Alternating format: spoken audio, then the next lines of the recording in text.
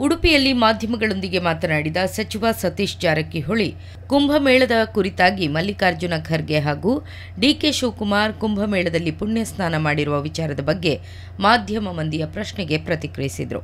ಕುಂಭಮೇಳದ ಬಗ್ಗೆ ಮಲ್ಲಿಕಾರ್ಜುನ ಖರ್ಗೆ ಹೇಳಿಕೆ ಹಾಗೂ ಡಿಕೆಶಿ ಪುಣ್ಯ ಸ್ನಾನ ಮಾಡಿರೋದು ಅದು ಅವರ ವೈಯಕ್ತಿಕ ಅಭಿಪ್ರಾಯ. ಅವರ ವರ್ಷನ್ ಅವರು ಹೇಳಿದ್ದಾರೆ, ಇವರ ವರ್ಷನ್ ಇವರು ಮಾಡಿದ್ದಾರೆ. ಖರ್ಗೆ ಅವರು ಹೇಳಿದ ತಕ್ಷಣ ಹೋಗುವವರನ್ನ ನಿಲ್ಲಿಸಲು ಸಾಧ್ಯವಿಲ್ಲ. ಮಂಗಳೂರು ಹಾಗೂ ಉಡುಪಿಯಿಂದ ಕುಂಭಮೇಳಕ್ಕೆ ಹೋಗುವವರಲ್ಲಿ ಕಾಂಗ್ರೆಸ್ಸಿಗರೇ ಹೆಚ್ಚು. ಕುಂಭಮೇಳಕ್ಕೆ ಹೋಗುವವರು ಮುಕ್ತವಾಗಿದ್ದಾರೆ, ಎಲ್ಲರೂ ಹೋಗುತ್ತಿದ್ದಾರೆ, ಅದರಲ್ಲಿ ಏನೂ ಗೊಂದಲ ಆಗಲ್ಲ ಎಂದು ಸಚಿವ ಸತೀಶ್ ಜಾರಕಿಹೊಳಿ ತಿಳಿಸಿದ್ದಾರೆ.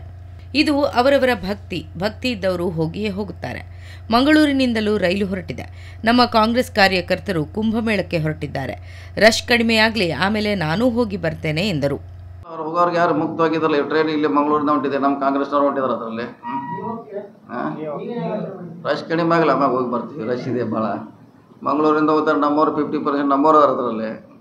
ನಮ್ಮ ಪಕ್ಷದವ್ರು ಹೊಂಟಿದ್ದಾರೆ, ಅದಕ್ಕೇನು ಪ್ರಶ್ನೆ ಇಲ್ಲ. ಅದೇನು ಒಂದೇ ಪಕ್ಷಕ್ಕೆ ಸೀಮಿತ, ನಮ್ಮವ್ರೆ ಅಲ್ಲೆಲ್ಲ ಹೋದ್ರೂ ಭಾಳ ತಪ್ಪು. ಎಲ್ಲರೂ ಇದ್ದಾರಲ್ಲಿ, ಎಲ್ಲರೂ ಹೋಗ್ತಾರೆ.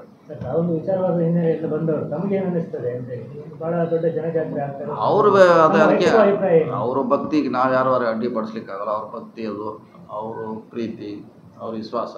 ಸಿದ್ದರಾಮಯ್ಯ ಪೂರ್ಣಾವಧಿ ಸಿಎಂ ವಿಚಾರದ ಕುರಿತು ಪ್ರತಿಕ್ರಿಯಿಸಿದ ಜಾರಕಿಹೊಳಿ, ನಾವು ಕರಾವಳಿ ಕಾರ್ಯಕರ್ತರ ಜತೆ ನೇರ ಸಂಪರ್ಕದಲ್ಲಿರುತ್ತೇವೆ. ಸಿಎಂ ಆಗೋದು ಬಿಡೋದು ನಮ್ಮ ಹಂತದಲ್ಲಿಲ್ಲ. ನಾವು ಯಾರನ್ನು ಸಿಎಂ ಮಾಡುವವರೂ ಅಲ್ಲ. ನಾವು ಕೂಡ ನಿಮ್ಮ ಥರಾನೇ ಪ್ರೇಕ್ಷಕರು ಎಂದು ಮಾರ್ಮಿಕವಾಗಿ ನುಡಿದರು. ನಾವು ಅದಕ್ಕೆ ನಿರಂತರ ಸಂಪರ್ಕದಲ್ಲಿ ಇರ್ತೀವಿ. ಅದು ಸಿಎಂ ಆಗೋದು ಬಿಡೋದು ನಮ್ಮ ಹಂತದಲ್ಲಿಲ್ಲ ಅಂತ ಹೇಳಿದ್ವಿ ಪದೇ ಪದೇ. ನಾವು ಮಾಡೋರಲ್ಲ ಏನಲ್ಲ, ನಾವು ನಿಮ್ಮ ಥರ ಸ್ಪೆಕ್ಟೇಟರ್ ಅಷ್ಟೇ, ನೋಡೋರಷ್ಟೇ. ಇನ್ನು ಅನ್ನಭಾಗ್ಯ ಅಕ್ಕಿ ಹಣ ಬಿಡುಗಡೆಯಾಗದ ವಿಚಾರದ ಕುರಿತು ಪ್ರತಿಕ್ರಿಯಿಸಿದ ಜಾರಕಿಹೊಳಿ, 1-2 ತಿಂಗಳಲ್ಲಿ ಹಣ ಬಿಡುಗಡೆಯಾಗುತ್ತೆ. ಸ್ವಲ್ಪ ಹೆಚ್ಚು ಕಮ್ಮಿ ಆಗೋದು ಸಹಜ. ಗೃಹಲಕ್ಷ್ಮಿ ಹಣ 2 ತಿಂಗಳದ್ದು ಒಟ್ಟಾಗಿ ಕೊಡುತ್ತಾರೆ. ಗ್ಯಾರಂಟಿ ಯೋಜನೆಯಿಂದ ಲೋಕೋಪಯೋಗಿ ಇಲಾಖೆಯ ಅನುದಾನಕ್ಕೆ ಯಾವುದೇ ತೊಂದರೆಯಾಗಿಲ್ಲ. ಕಳೆದ ಸಲಕ್ಕಿಂತಲೂ ಹೆಚ್ಚಿನ ಅನುದಾನಕ್ಕೆ ಪ್ರಯತ್ನ ಮಾಡಿದ್ದೇವೆ ಎಂದರು.